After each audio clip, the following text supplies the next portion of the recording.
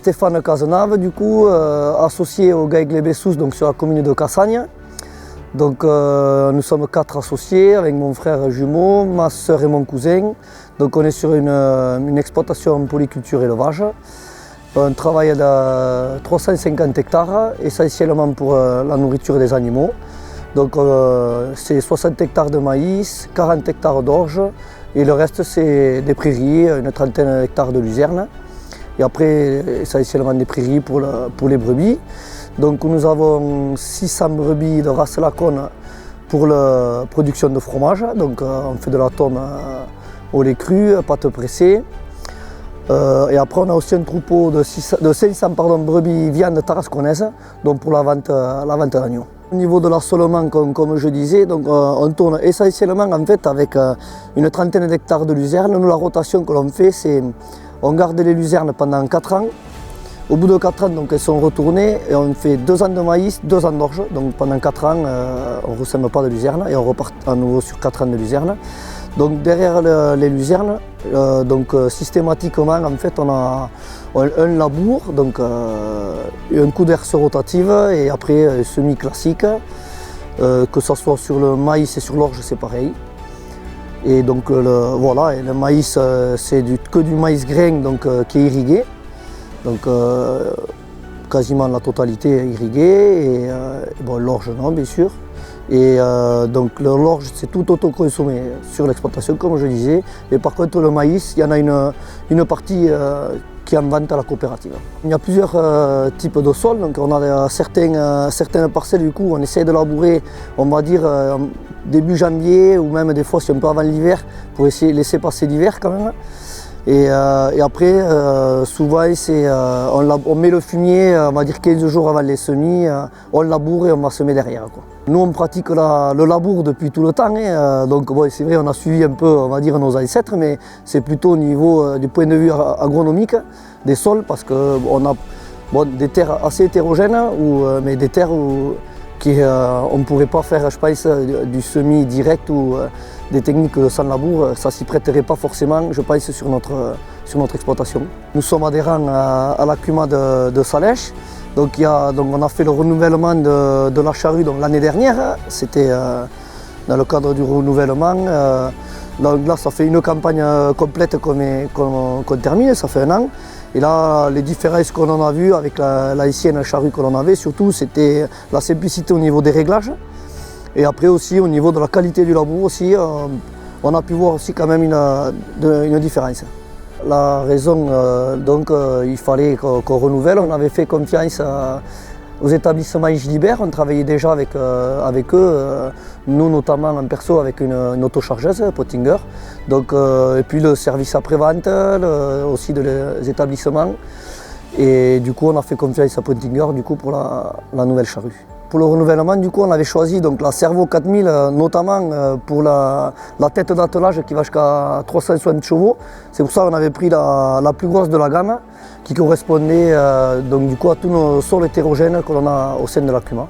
Du coup, on a choisi la charrue Pottinger avec report de charge, traction contrôle, pour la réduction du patinage et l'économie de la consommation du carburant. Alors lors du retournement, le vérin de retournement vient aligner la charrue, donc, ce qui est pas mal, ça dégage la place pour la roue, qui n'a pas besoin de lever trop le relevage, la roue passe facilement et du coup la largeur des pouces ne change pas lors du retournement, c'est quand même un avantage. Du coup les réglages à faire de traction sont assez simples puisque le réglage de la ligne de traction, donc il est réglé d'usine avec un petit pointeau jaune, donc il y a juste à regarder qu'il soit bien sur le zéro. Et nous, le seul truc qu'on a fait, c'est on prend l'empattement entre les roues du tracteur, donc avec un mètre, on mesure et il faut juste le reporter du coup sur le vérin du premier corps pour le réglage du premier corps de la pointe. Au niveau du réglage du coup de l'aplomb de la charrue, donc il est très simple, il n'y a pas besoin d'outils ni rien, donc il se règle juste avec 2 biellettes. Et le vérin vient buter directement sur les biellettes, donc à l'opposé, donc réglage assez simple.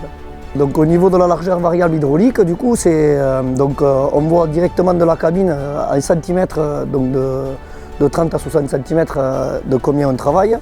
Et puis le vérin aussi de la largeur est fixé à l'extérieur de la poutre aussi, pour ce qui fait une robustesse. Sur la Servo 4000, donc, il y a une poutre de 140 par 140, donc, qui est renforcée on voit, par une ceinture qui va du premier corps au troisième corps. Du coup, il y en a à l'intérieur aussi, et qui est boulonné de chaque côté, donc on les voit là, qui vient renforcer la poutre. Au niveau du réglage de la profondeur, on avait fait le choix de prendre le réglage mécanique. Donc le réglage il est assez simple, donc c'est 2 biellettes qui se règlent pour chaque côté. Mais un peu avec le recul maintenant, on aurait quand même préféré prendre l'hydraulique pour pouvoir gérer de la cabine en fonction des types de sol qu'on a sur l'Akuma.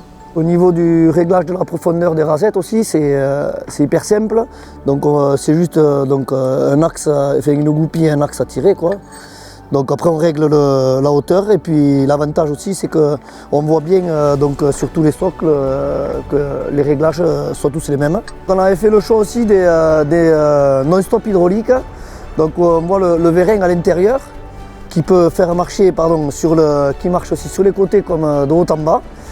Et on voit bien les rotules aussi qui sont prises sur des chapes qui sont sur des pièces d'usure, aussi qui sont pas mal pour pouvoir changer.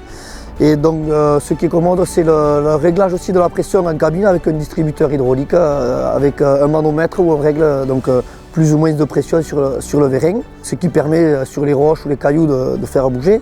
Et si jamais une racine venait à se bloquer aussi, il y a une vis de cisaillement qui permettrait de ne pas tirer le socle en arrière complètement. Donc du coup on est parti sur les socles claire-voie aussi, c'est la 3e génération que l'on a aussi en claire-voie, où on en était content. Essentiellement parce que ça demande moins de puissance sur les sols hétérogènes que l'on a en Kuma, qui vont du caillou jusqu'à de l'argile. Au niveau de l'entretien du coup de la charrue, donc, il y a très peu de graisseurs, donc la charrue est vite graissée. Et aussi au niveau des pièces d'usure, nous on a une campagne pour pouvoir en parler, mais on trouve qu'il y a eu beaucoup moins d'usure que nos précédentes. Pour nous, le labour est important déjà pour réussir nos cultures de maïs, d'orge et la luzerne aussi. Donc la marque Pottinger répondait bien à nos attentes par sa facilité de réglage aussi au sein de l'Akuma, et un labour propre, ce qu'on attendait, quoi.